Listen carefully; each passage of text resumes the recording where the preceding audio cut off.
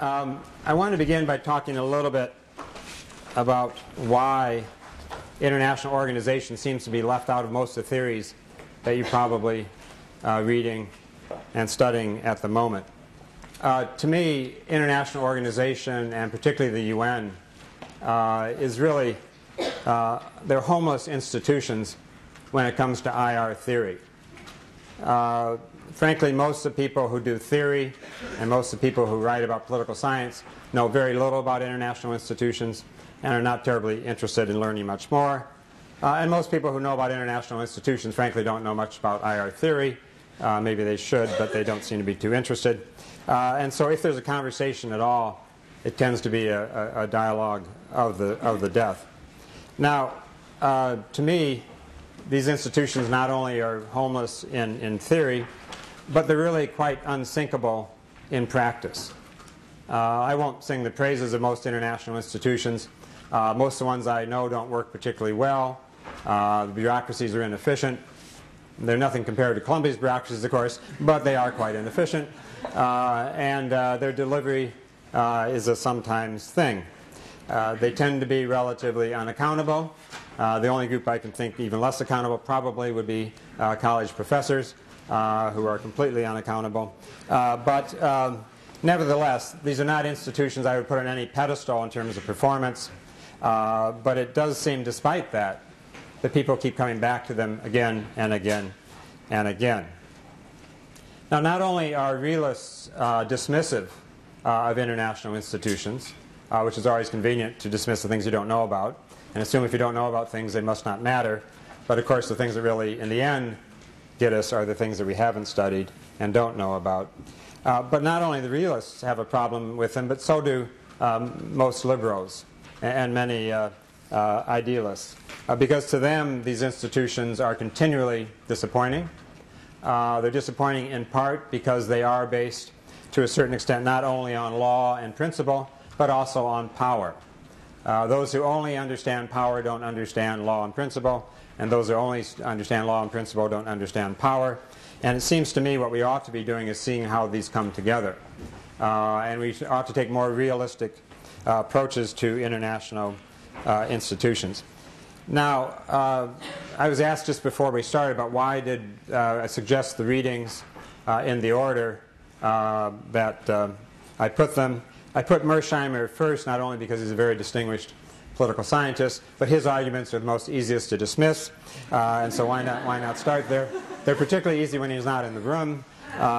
It's most convenient. But it does seem to me he begins with this assumption, as do most realists, that because states create international institutions, and because they largely control international institutions, then there's nothing interesting to study in and of these institutions. They're simply the product of national policy, and therefore bring very little to the argument. Now, the Ian Hurd piece suggests that there are some pieces of sovereignty that these institutions exercise, because they do have control over certain situations, and of course, as the constructivists would argue, they really do shape the values that states do bring to foreign policy very often. Now, clearly, those who founded the UN were not simple-minded idealists. Among them was Joe Stalin. There were people who obviously founded these organizations for very hard-headed reasons to advance national interest. And if they had not done so, and if they not had created that kind of structure, we probably wouldn't have them around today. But it does seem to me they are firmly based in realpolitik.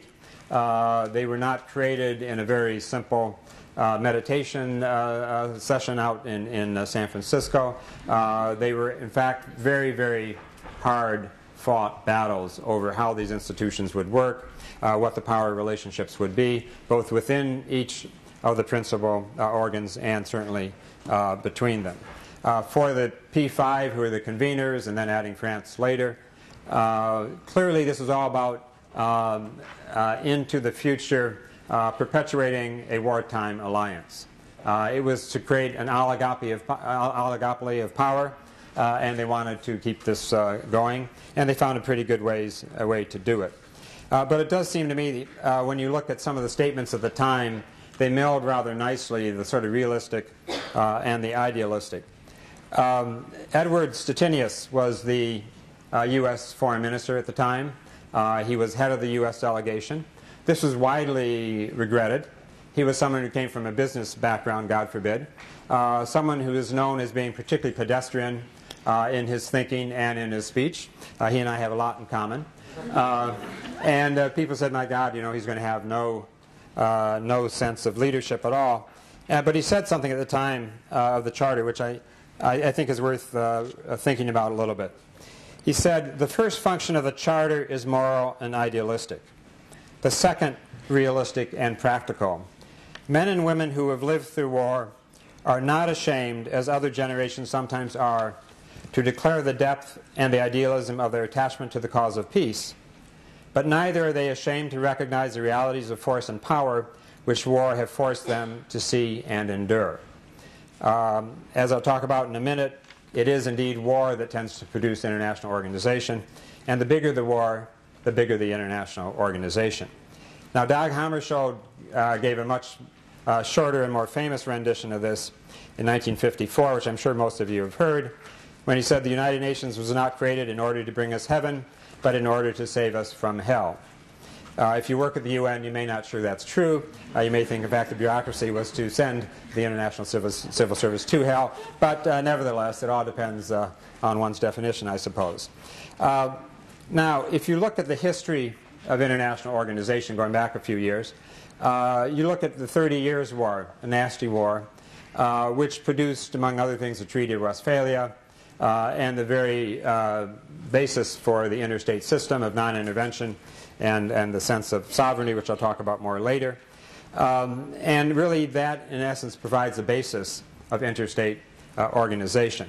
It also produced Hugo Grotius' ideas, a 17th century Dutch legal scholar, on just war doctrine and a more tame kind of relationship among states.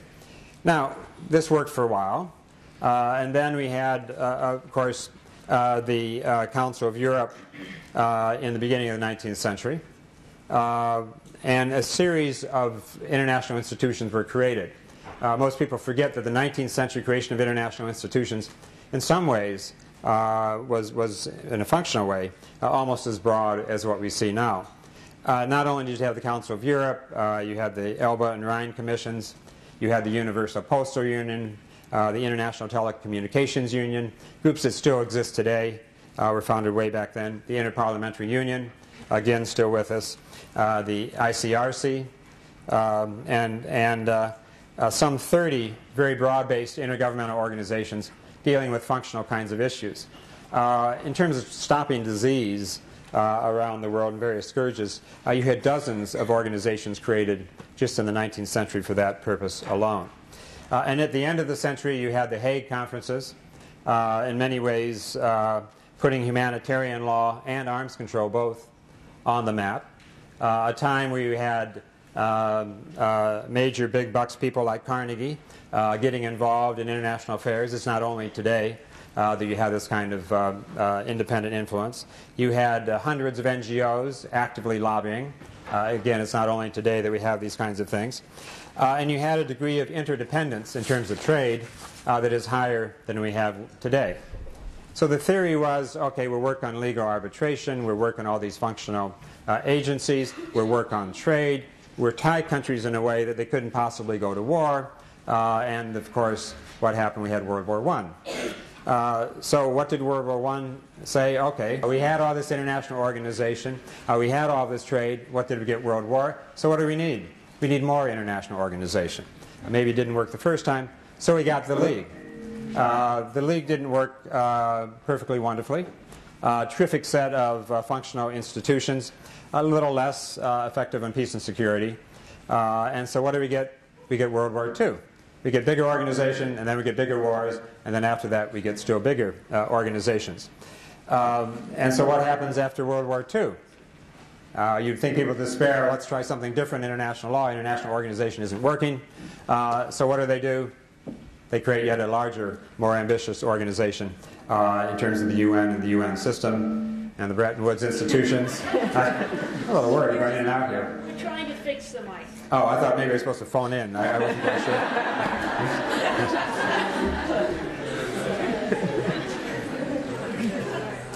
People usually say they prefer I phone in the lectures. It's much more pleasant that way.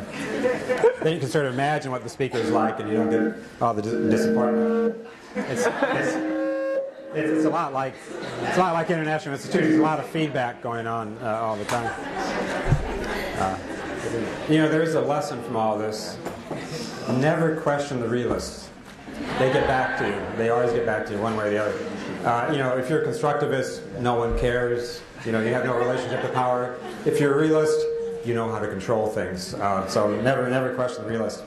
Anyway, if you recall before the pleasant interruption, I was talking about these cycles. You get war, and then more organization, then you get more war, then you get more organization. People never learn. And so, you end with the Cold War. And so after the Cold War, what do you get? A reinvigoration of international institutions, a huge surge in peacekeeping in the early 90s.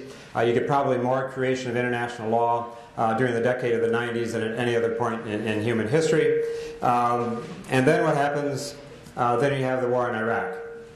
Okay? And the Secretary General himself is fretting that the organization has become irrelevant. The big powers have gone around the Security Council, and we're in big trouble. So what happens? Before you know it, the big powers are back in the council. Peacekeeping is going up again. The organization is being used more than ever before. Now, I'm a little afraid to do this, but I actually have a couple of PowerPoint projections here. I'm not quite sure what's going to happen. Let's see. Hey. Okay, we don't have sound, but we have a picture, so what more could we want? If you look at the number of Security Council resolutions and presidential statements, as you see, the basic tendency is up, up, up. It suggests the Council is fairly busy. You look at the number of Security Council meetings and consultations. This obviously is a fairly busy group. You look at the end of the Cold War with 55 formal meetings and 62 informal consultations. You look now, last year we had almost 500. That's obviously more than one meeting a day.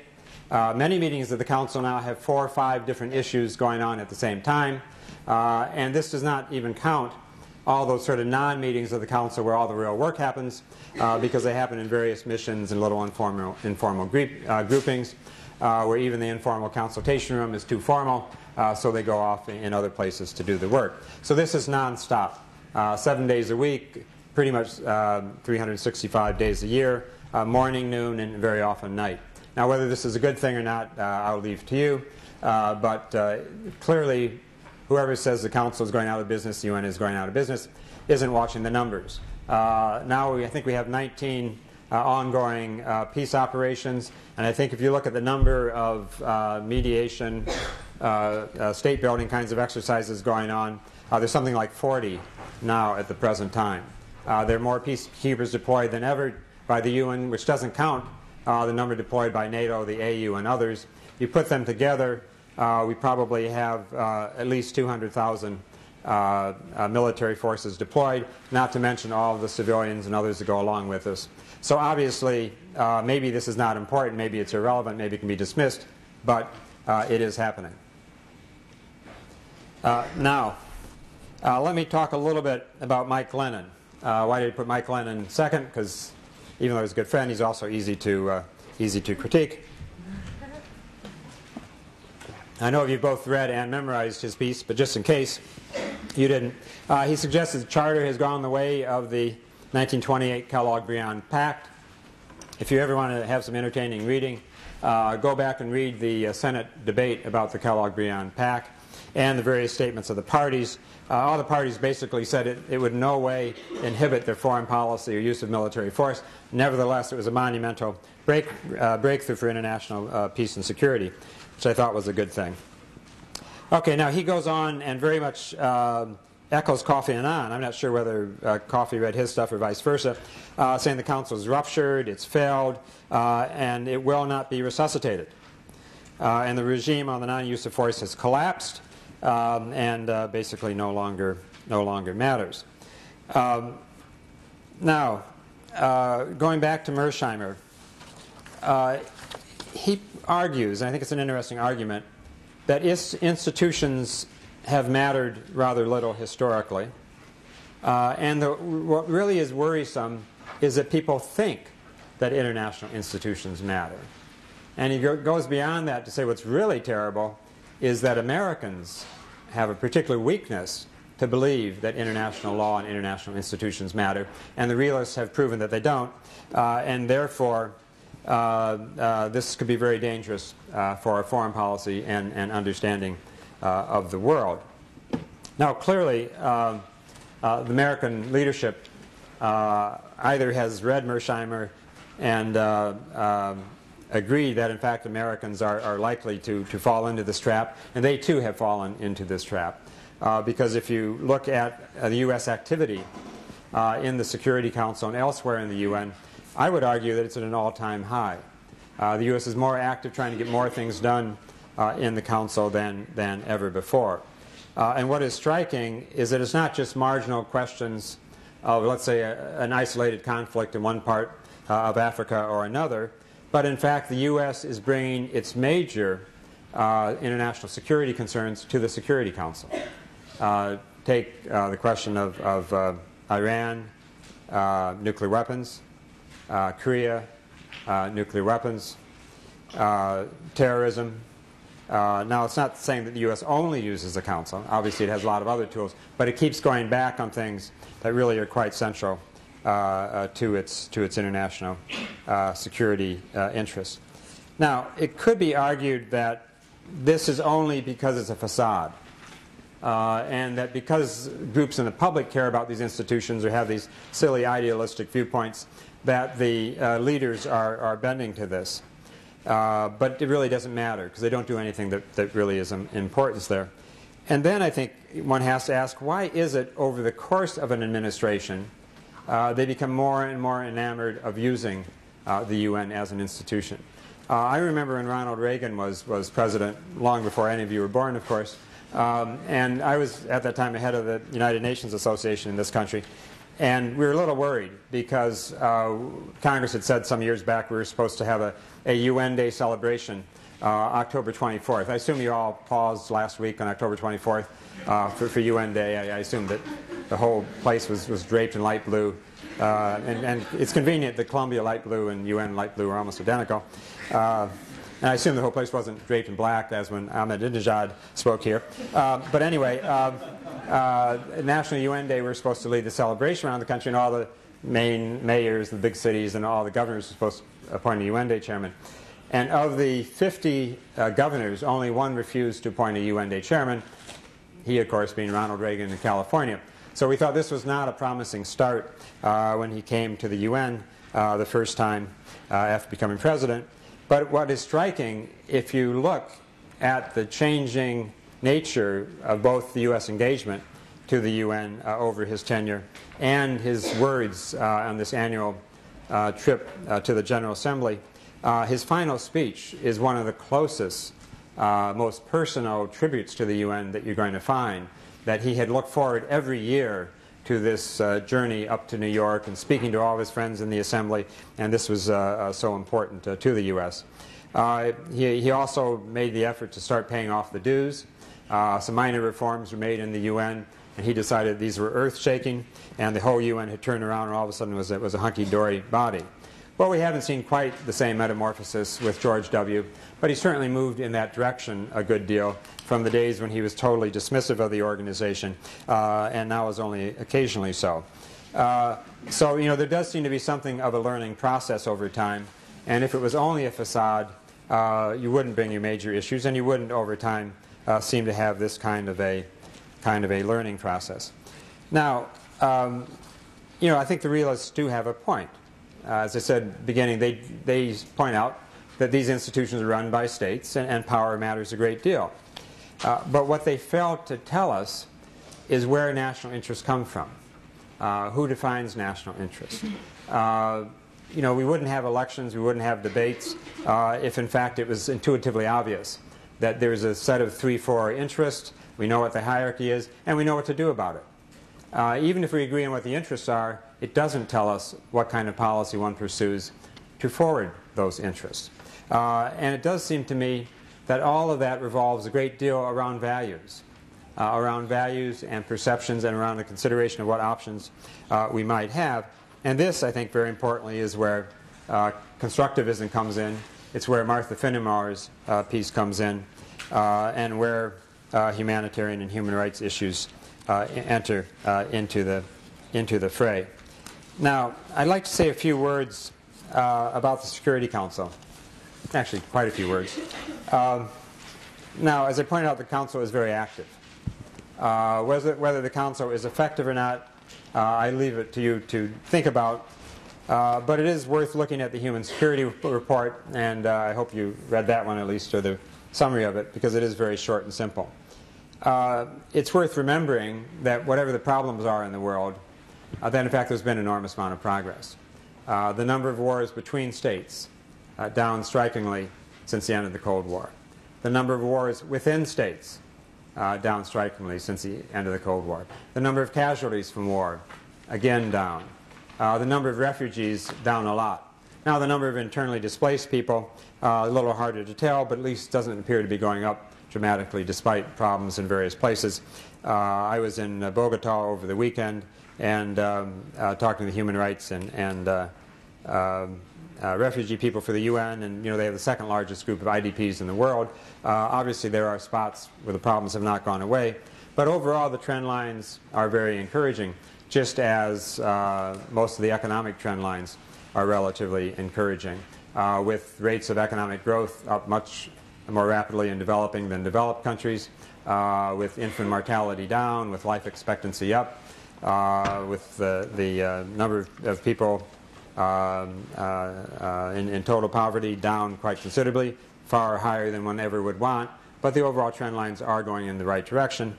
So there might actually be some evidence that international institutions might be helping a bit, at least in the aggregate. Now, there's 5 problems I'd like to point out with the Council that are sort of worrisome, because let's say that it's true that there is this basic urge for multilateral cooperation. There is this tendency among even policymakers to learn over time and try to use international institutions more. Are these institutions actually ready? Are they capable? Can they absorb all the new business that they're getting? And there's 5 worries I'd like to talk about a little bit now. One is the range of issues being undertaken by the Council. Now this is a chart I did up a couple years ago for a book that Michael Doyle and I did on compliance with international law. And I put forward there a little mini theory, not only about compliance, but the commitment to ensuring compliance to international law. And the argument was basically that law is not law is not law, and that the international environment is so different than the domestic ones that the analogies don't work very well back and forth. Now, it seemed to me if you looked at various spheres of international law and activity, you could roughly put them in 3 large clusters. One where there's a rather low commitment to compliance and enforcement are those dealing with human interests, naturally. Things like human rights, humanitarian concerns, democratic practices, and the like. In the middle are sort of transnational interests, those in which everyone is responsible and so no one is responsible, and where you have obviously fundamental questions of who's going to take the burden and who's going to take the lead. Environment, global commons, issues like health, narcotics, crime, and local conflict. Conflict in which the major powers don't have a deep interest. And I'd include in that things like landmines and small arms, light weapons efforts at reduction. Things that are not going to fundamentally affect the overall strategic balance in any particular way. So these are the areas actually where the UN tends to be deeply involved, as well as many of those on the left side of the chart on human interests. And then you get to those on the right side, the core national interests. And there I put physical security, things like WMD, aggression, terrorism, and importantly, trade issues, trade, finance, economic prosperity. The things that either win or lose votes, and therefore matter, or that have to do with national security and national survival. Now, what you end up seeing in terms of compliance mechanisms, on the left, you have a lot of monitoring, fact-finding, reporting, some incentives, some efforts at capacity building, public diplomacy, very little in terms of sanctions, negative kinds of enforcement, and most of the responses tend to be rather ad hoc by states. Okay, in the middle, the compliance mechanisms tend to be very articulated, quite ambitious, but they're very heavily dependent on cooperative mechanisms of one sort or another, which is where the UN tends to come into. Again, the tools: monitoring, fact-finding, reporting, capacity building, judicial processes, and some incentives and the like, and a big role for private organizations, NGOs, and whatever. But what you end up seeing in those treaties, very big sections on compliance and verification, a lot of mechanisms, a lot of bureaucracies, and rather little national power and effort behind them. So let's leave it to the UN, let's leave it to international organizations to do something about it.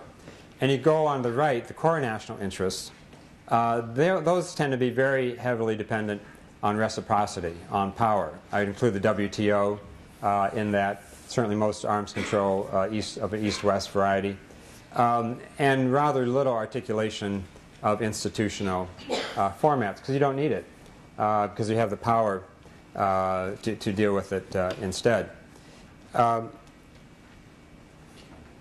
And now, looking at the bottom, very different domestic constituencies. Human interests, broad but thin, advocacy groups, but some real skeptics as well who sort of pull it down. In the middle, very broad constituencies and very well focused advocacy NGOs, epistemic communities, and the like. But probably big splits in parliaments and quite different viewpoints as to whether they are in the national interest or not. And then on the right, you tend to have a general consensus nationally.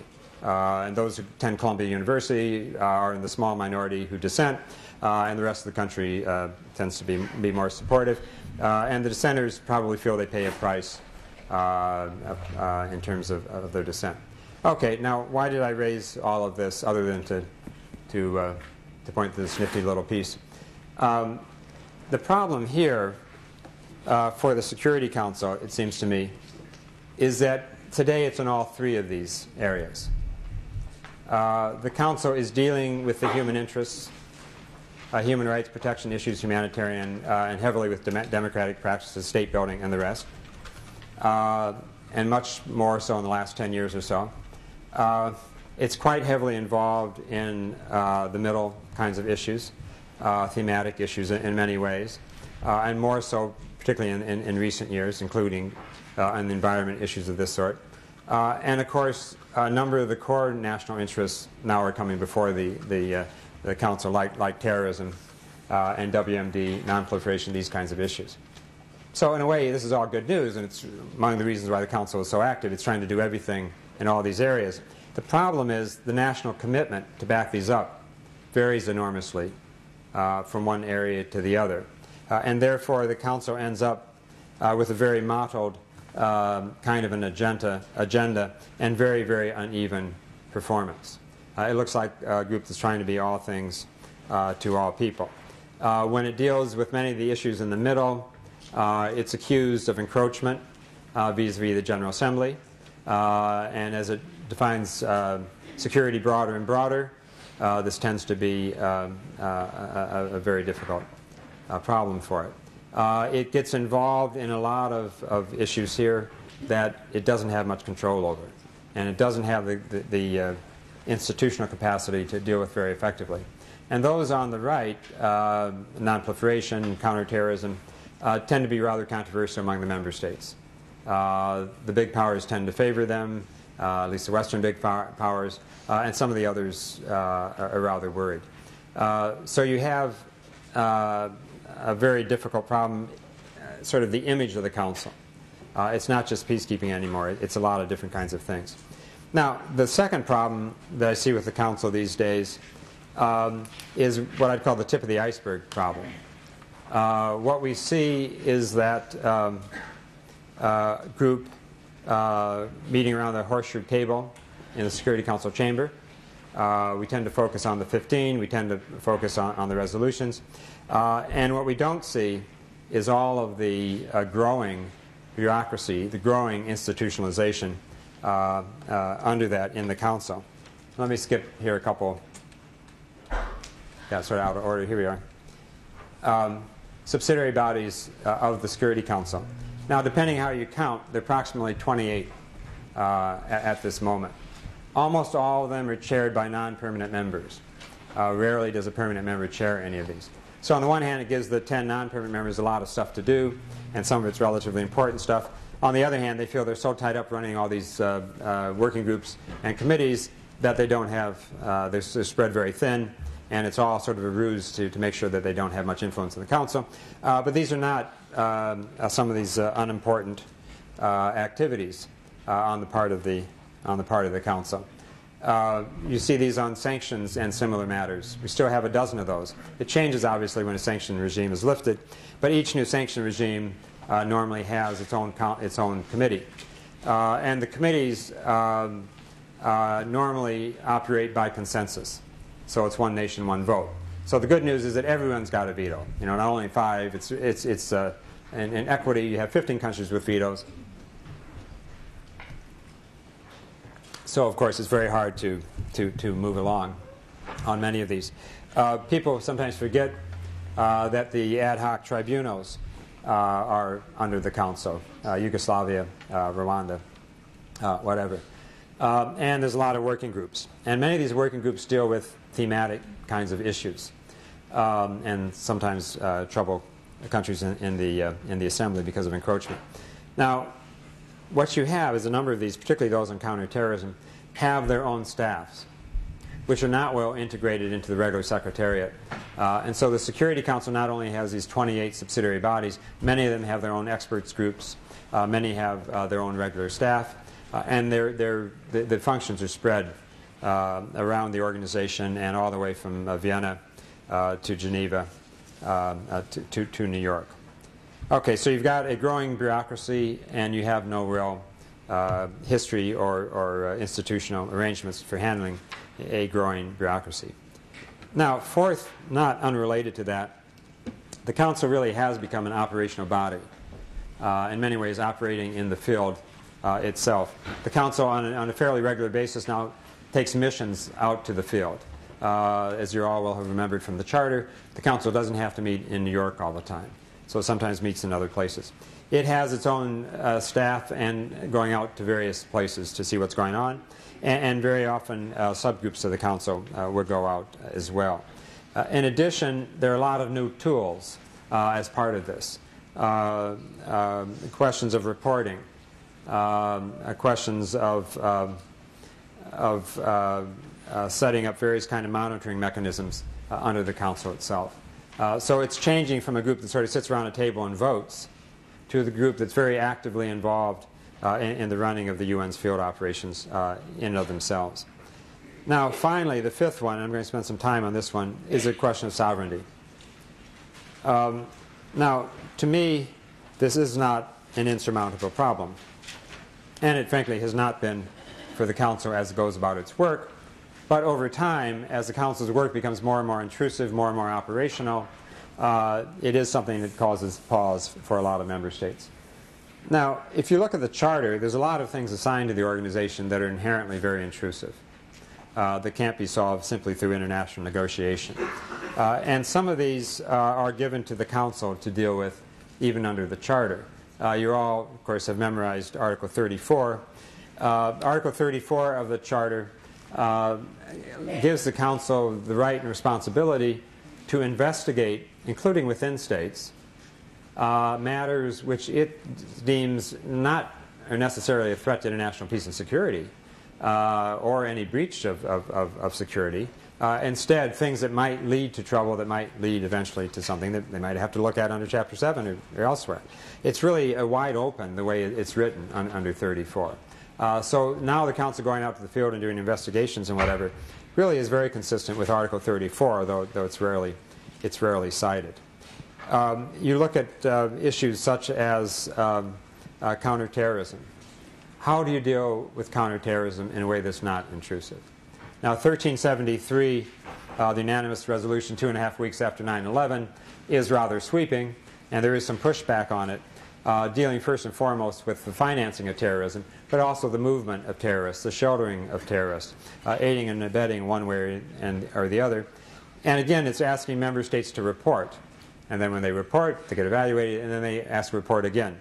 And then other groups like 1540 on weapons of mass destruction and terrorism, again, reporting and what are you doing to try to improve your efforts.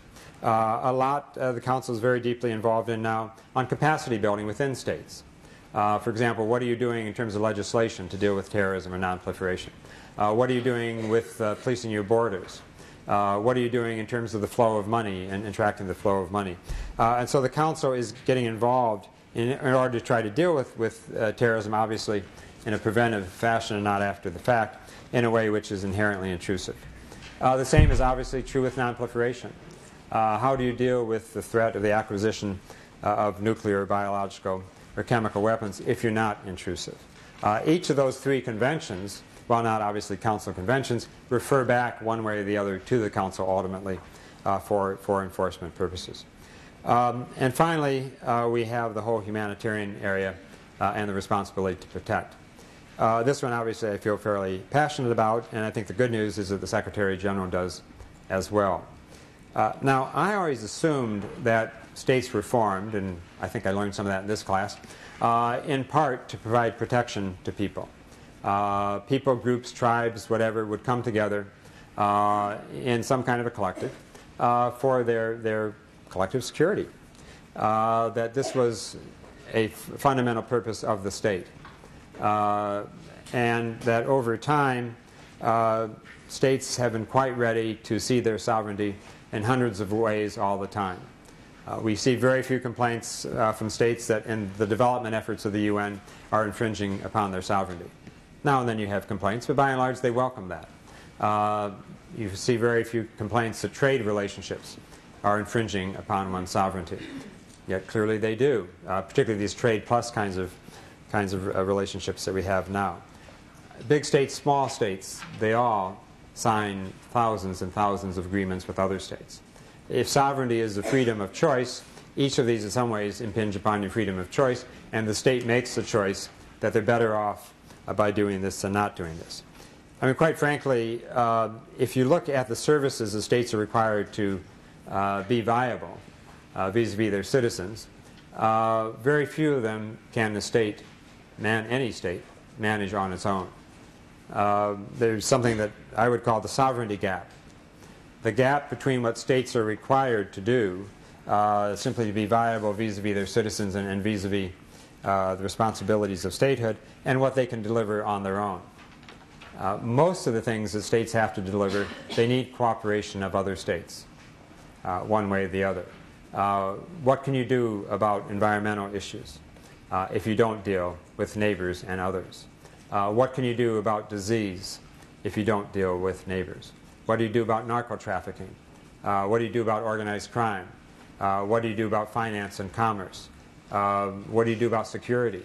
I mean, no state is secure without the cooperation of others.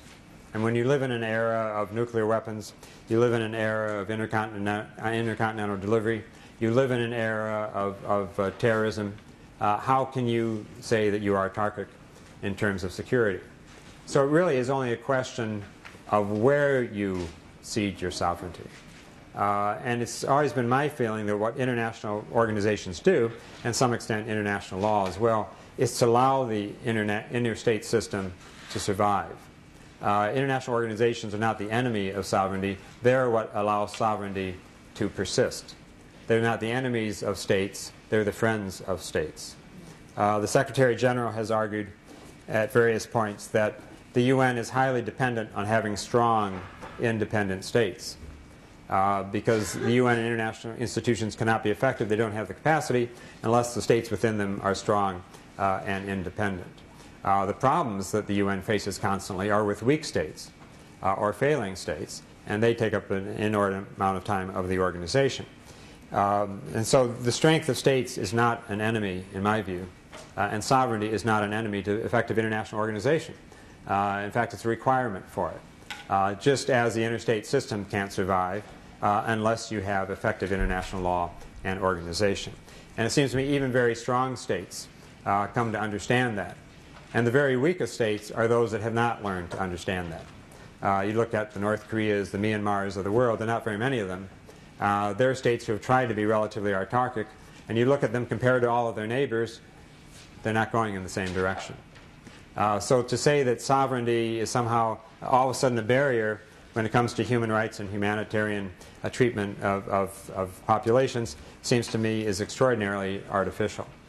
And that in fact many of the countries who raise these questions have long been parties to any number of human rights conventions. So in recent years this has been put in different ways. Obviously Kofi Annan, particularly in 98 and 99, gave a number of very important speeches about humanitarian intervention. And the dilemma about whether it's better to sit by or whether it's better to move forward, including in military terms, even if you do not have unanimity in the Council or at least the necessary 9 votes and the votes of the 5. Is a Kosovo kosher or not, in essence, in that kind of regard? And what do you do if you have another Rwanda, but Rwanda happens to be on the Council, and there happen to be 1 or 2 big states that don't want to move? Is it the moral thing to do? Is it the legal thing to do? Is it the appropriate thing to do to stand by while one waits? Now, a couple of years ago, as many of you I'm sure have seen, the Canadians put together, and I'm going the right way, imagine that, the report put together the International Commission on Intervention and State Sovereignty. I'm sure many of you are very, very familiar with it. I'd like to run through a couple of the recommendations and raise some questions about them. Talk very briefly about the outcome document of the Global Summit of 2 years ago, which then accepted the responsibility to protect. Now, principles for military intervention. Now, most of these are drawn from the just war doctrine. Most of these are not terribly new, and most of these are not terribly controversial. But I think some of these things are worth asking some questions about. The very first one on the just cause threshold. It refers to serious and irreparable harm. I don't think that's a legal standard, but anyway, occurring to human beings or imminently likely to occur. Well, one of the biggest problems is how do we know what's imminently likely to occur? And if it's that imminent, is it too late to really do preventive action to begin with? If it's going to happen tomorrow, maybe we've missed the boat. Under that, this point A, large-scale loss of life, actual or apprehended. Well, have we had major wars or civil wars that didn't have a large-scale loss of life? Is that a useful standard or not? Again, these are not legal standards. The question of neglect, the question of failure to act, even if it is not intentional. The suggestion here is that state neglect or inability to act or a failed state situation is sufficient justification for the international community to act. Again, something that's not so easy to do and sort out in practice. Now, the precautionary principles, these are clearly the just war doctrine in a new guise. The first one, right intention. I guess it's better than wrong intention. Whether it's better than left intention, I guess, is a political question. But in any case, right intention is better assured with multilateral operations. That's probably true. But does it actually coincide with military realities in terms of effectiveness? are multilateral operations usually more effective actually on the ground or not? Now, if it's a peace operation in a static situation, probably for political reasons, it makes good sense. But if you're actually intervening to protect people in a time of imminent danger, in a time of conflict, is multilateralism always a virtue other than the political correctness of it? Look at Darfur right now. Now, the Sudanese government has taken the politically correct position, which is that the peacekeepers ought to be all African. This is an African situation, after all, and we don't want countries from the north that might have bias of one sort or another to send their soldiers. But also it might be that the politically correct solution is in part because the AU force will not have any attack helicopters or other means of moving quickly from place to place, and as we've seen recently, are often victims themselves in some of these cases. So, one might ask, yes, right intention is great, multilateralism is great, but is it always most effective?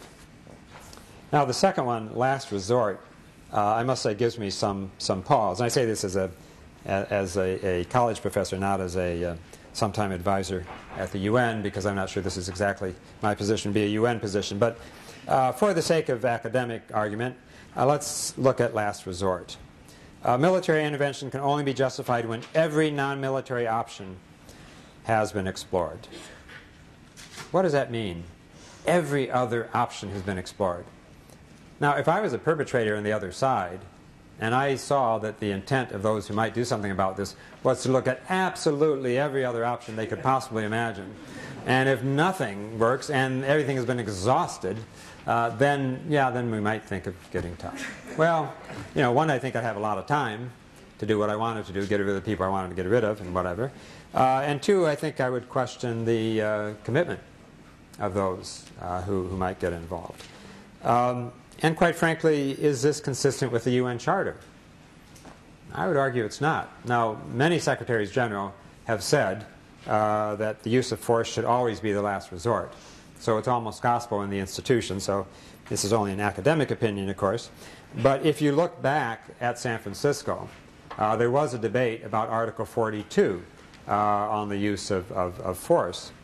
And the debate wasn't that it was going to be too often and too rapid, but quite the opposite, that it wasn't going to happen.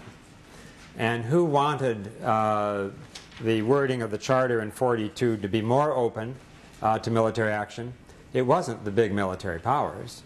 In fact, the draft produced by the U.S. and put forward from Dumbarton Oaks actually said that military force would be used when other measures, as in 41 on sanctions, have proved to be inadequate. So the U.S. went sort of halfway towards this, last resort. And it was the Canadians, the warlike Canadians, big dominant superpower, that came and said, no, wait a minute. This is not what many of us want. We need to know that the Council is going to be there when we need it to be. And so they suggested that the words be added, that the Council considers that Article 41 measures would be or have proved to be inadequate. So the Council can make the judgment that down the road, other things are not going to be enough. So we have to act more rapidly. Okay, now, point C, proportional means. I mean, how can you be against proportional means? Of course we should be proportional. I'm not going to argue for disproportionate means. It'd be sort of fun to, but I don't think it probably would be the best argument. So let me instead look at the wording here. The scale, duration, and intensity of the planned military intervention should be the minimum necessary. Okay, why not? But how do you know what's going to be the minimum necessary? Now, military planning traditionally has been based on worst-case reasoning or something close to it. Sometimes it may get us in trouble. But the assumption is you should have some redundancy, because you don't know what is the minimum necessary. You don't know when things could escalate. You don't know when things could go badly. You don't know when things aren't going to work out the way that you want. And in fact, I would argue that very often, historically, the greater and more decisive use of force has actually saved lives, particularly civilian lives. Now, it's not always true, obviously. It depends how you use force.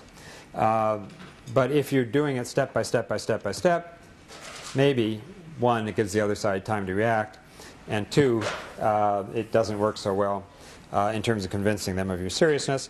And we see places, I hate to mention Iraq. Now, yes, I don't think many people in this room thought that we should have gone in Iraq, and I didn't think we should have either militarily. But if one was to do it, it probably would have made sense to do it with a lot larger force to prevent a lot of the things that have happened since that time, and that going in with the minimum necessary actually was much more the point of view of the Secretary of Defense, who now we think perhaps had it wrong. Okay, third, what about the show of force? Not really anything here about the show of force. Somehow threatening the use of force. What about a deterrent? You know, maybe if you have an effective deterrent, you don't actually have to use it at all. Where does deterrence fit under this? I don't know. I don't think saying that if we have to, as last resort, use the minimum, you know, is really a very effective deterrent, because you're just convincing them that you're not serious about going forward. So, you know, I think there are maybe humanitarian cases where you could have a display of force, a threat of force, a show of force, which might make some difference to the parties. In that regard, what about a preventive deployment? You know, you see things are starting to go the wrong direction one way or the other, and you put some forces in a preventive mode. Now, it's been done a couple of times, not in the humanitarian situation, but in Macedonia, for example, and it worked quite well. Now, finally, I think it's worth noting that, again, I don't think any of this is contrary to the Charter in C, but none of this kind of wording is in the Charter. Nowhere will you find the minimum, proportional, you know, reasonable, step-by-step, any of that sort of thing. Because those countries had just come from war. And smaller countries, particularly those that had been overrun, wanted to be sure that this council would be as quick to respond as possible, which is among the reasons why they objected to the veto. They objected to the veto in part because it was inequitable, but primarily because it was going to make it harder for the council to respond. They had less reason to be assured that multilateral action might actually be there. Okay, now let's go on to the next one on right authority. There's no better or more appropriate body than the United Nations Security Council to authorize military intervention for human protection purposes. I mean, I don't, at least I couldn't disagree with that. But it's interesting, when these same sets of principles were taken up by the high-level panel that the Secretary General had set up on challenges, threats, challenges, and change, it was tied to what proved to be an unattainable expansion of the Security Council. The argument the Security Council was not legitimate unless it was larger and had a new cast of characters added to it, and also asking the P5 to pledge not to use their veto in the case of humanitarian emergencies. So on the one hand, they say, okay, the Council is the best body, but we really sort of doubt its legitimacy. Now, under B, the Secretary General on Article 99, again, no problem with that, but we should remember that it's very, very rarely used, in part because the Secretary General doesn't really have to use it because the Council already is apprised of all these kinds of things. And there's an ongoing dialogue between the Secretariat and the Council. Now, principles, point D, again, the five should not use their veto power in these kinds of cases. Fine, as I think I argued in my piece that you may or may not have read, you know, the Council has never accepted any guidelines, any standard for its decisions. There are a lot of discussions in San Francisco about this. They're all rejected. The Council was to be a political body. Among other things, it was not to defend or enforce any particular treaty provisions. They were all left outside. The Council was to decide on a political basis when and how it was going to use its powers under Chapter 7. And it's interesting, when in the summit 2 years ago, the largest gathering of heads of state and government in history, when the R2P paragraphs, which we'll look at in a minute, were adopted, the last state to come aboard was India. And what some of the Indian diplomats have said to me is, look, we're great friends to R2P and humanitarian protection, but we don't think it should be done unless there's a restriction on the use of the veto. It might have been a mere coincidence that at the same time it was trying to get a permanent seat on the council, and that these issues all got tied up together. But I don't think we're going to see them agree to this soon, but it would be a nice thing if they would. Subsequent authorization from the Security Council. That obviously is contrary to Article 53, when such authorization has to be sought beforehand. Now finally, in point F there, it seems to me it's somewhat less than a legal term. Responsibility to protect in conscience-shocking situations crying out for action. You know, that sounds like a media definition. You know, if we're really shocked, and if we happen to see it on TV, then we should act. If the cameras aren't there, and therefore our conscience is not there, therefore we don't need to. And just one final point under operational principles, the point C, acceptance of limitations, incrementalism and gradualism in the application of force. Again, I think that only is giving those committing atrocity more time and less to worry about. Now, what do they do at the with the outcome document? I got it here somewhere. There you go. Okay. 2 paragraphs on R2P. Now, some people call it R2P light because of the caveats in it, but I think it's actually not a bad basis on which to act. Now, here, you know, they're not talking about consciousness raising or anything of this sort. They're talking about 4 kinds of crimes. Protect population from genocide, war crimes, ethnic cleansing, and crimes against humanity. Nothing about suffering serious harm, nothing about our being shocked about it or anything of this sort. 4 crimes. Now, ethnic cleansing is not well established in international law. The others are. War crimes, quite frankly, could be a little problematic. You know, an individual act by a soldier somewhere, that could be a little bit tough. Genocide, very well established, obviously, in international law. Crimes against humanity, well established as well. Now, paragraph 138, in some ways it restates what countries have signed up for under human rights treaties, but I think it's important the way it's put. 1, it stresses prevention. 2, it includes incitement. Incitement is also not allowed, very important. And then the critical sentence in the middle of 138 there, we accept that responsibility and will act in accordance with it. So the pledge, at least, is unambiguous. The action, obviously, may be something less. And then the international community should encourage and help states to exercise responsibility and support the UN in establishing early warning capability. As far as I can recall, I only remember about 35 years of discussion of establishing effective early warning.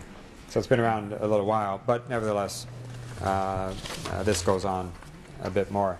Now, 139, most people point to as what is really rather new. That not only does the individual state have the responsibility, but the international community also has a responsibility. The international community obviously is not party to these various conventions. It has responsibility both under 6 and 8, diplomatic, humanitarian, peaceful means to protect populations. And this is the pledge, the second pledge. In this context, we are prepared to take collective action in a timely and decisive manner through the Security Council in accordance with the Charter, including Chapter 7, case by case, etc., etc. Should peaceful means be inadequate, sort of a, not quite 42, but something a little like it, and national authorities manifestly fail to protect their populations from these 4 crimes. And then it goes on about the General Assembly, and importantly at the bottom, to helping states build a capacity to protect and to assist those that are under stress before crises and conflicts break out. Now, this is not everything that one might have wanted, but it seems to me it goes a very long way, and it provides some very interesting openings, including openings to sovereignty. How do you do capacity building without doing it in a very intrusive kind of a way? How do you go in and assist states on questions like incitement? How do you help states build in the barriers so they don't take these kinds of paths? In the last 2 years since this document was accepted by all the heads of state and government, there's been a lot of backsliding. There's been some buyer's remorse on the part of some states, as if they didn't know what they're signing up for. It's worth remembering in that regard, one, that there are very long, difficult negotiations that led to this. And also that important parts of this outcome document were dropped out entirely because they couldn't find an agreement. All the stuff in disarmament, non-proliferation, etc. were all dropped out of it. So the fact that this survived, I think, is in and of itself quite significant. And unfortunately, much of the debate publicly in the last 2 years has been about the use of force. Even the emphasis by the International Commission on rules for the use of force made it sound as if R2P was all about the use of force, even though the report itself had a lot of good things to say about prevention and said that was step number one. So now we have to figure out, and I guess this is where I'm supposed to take the lead, in how one implements this. In part, how does one rebuild member state support? Two, how does one straighten out the conceptual side about what R2P does and does not mean? Some people have said it should be about everything from global warming to HIV/AIDS, to the rights of indigenous people, and one thing or another. And it seems to me the outcome document tells us it's about 4 sets of crimes. It's not about a lot of other terrible things that happen in the world. Second of all, we're going to work very hard on the side of prevention, the side of capacity building, see where that takes us, and see what lessons can be learned from past genocides and mass atrocities, and eventually over time get to the more coercive end of this. Now, in all of this, just to conclude, I think it's worth remembering that this really is all a historical process, and we're just at some point in this. Each time you take a step forward, 2 steps forward, it's 1 step back, 2 steps back. Kofi Annan pushed on humanitarian intervention in 99, 98, had his culminating speech to the General Assembly in September 1999, had sort of mixed reviews, and retreated. You look at his Millennium Report the next year, largely drafted by a former dean, John Ruggie. It has hardly anything to say on the subject. Where the Secretary General had been very bold, he then pulled back. Then the ISIS panel raised it up again, and then it was picked up by the high-level panel, and eventually by the World Summit. And again, we've had 2 years of retreat. Now we have a new Secretary General who has made pledges in his campaign about trying to operationalize this, and now is very bound and determined to do so. So we move back, we move forward. But I think in the end, if you look at 10 years, 20 years, 30 years, clearly the direction is very clear. And I think there's reasons why some of the conservatives in this country and elsewhere have been very reactive and very negative on much of the advance of international law and organization, because they see it as almost inevitable. They see it as having tremendous political momentum and potentially over time really tying the hands of the powerful in many ways, really embedding countries in a network of law, a network of cooperation, a network of institutions that in fact is so compelling in many ways that there's no retreat and no stepping back. So there's pushback, but in the end it seems to me the direction is very, very clear. It's difficult, obviously, when you have institutions like the Security Council that are unable to reform themselves or to have the Assembly or others reform them. But it does seem to me, even there, it's a very, very dynamic institution that's changing both what it does and how it does it in many encouraging kinds of ways. So I hope that's enough at least to generate a little bit of conversation. And I'd appreciate your comments, questions, and critiques. And I appreciate the fact that Mike worked for a while. Thank you.